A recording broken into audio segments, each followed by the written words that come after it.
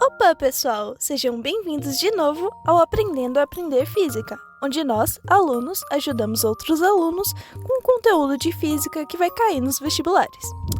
Hoje vamos começar a falar sobre um tema importantíssimo da física, a cinemática. Mas do que ela se trata, afinal? A cinemática é um dos ramos da mecânica, área da física que estuda o movimento. A mecânica se divide em 3 áreas principais: a cinemática, a dinâmica e a estática.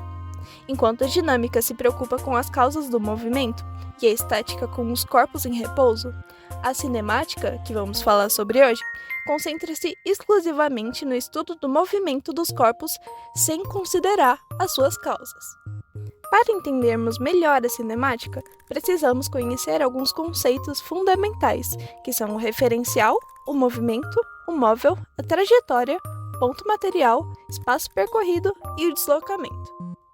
Vamos começar pelo referencial. O referencial é a posição em que o observador se encontra. Geralmente, ele é escolhido como a origem de um plano cartesiano.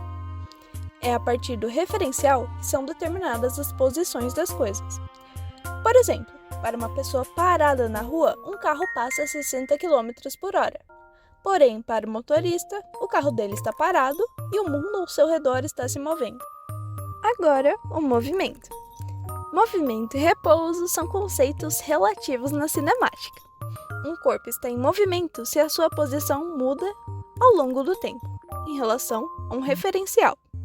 Por exemplo, estamos em movimento em relação ao Sol, mas podemos estar parados ou em repouso em relação a um edifício. Sobre o móvel, basicamente, na física, a gente chama de móvel qualquer corpo que muda de posição ao longo do tempo. Já a trajetória é a sucessão das posições ocupadas por um móvel. Ela pode ser retilínea, curvilínea ou até caótica. Pense nas pegadas que deixamos na areia da praia. Elas são basicamente um registro das nossas posições anteriores e formam uma trajetória. Falando agora sobre o ponto material, um ponto material é um móvel cujas dimensões podem ser desprezadas em comparação com as distâncias que ele percorre. Por exemplo, um avião em um voo de 2.000 km pode ser considerado um ponto material, mas suas dimensões não podem ser ignoradas quando está manobrando no solo. Agora é o espaço percorrido. Ele é a medida do comprimento da trajetória que um móvel descreve. Em outras palavras, é a distância que ele percorre.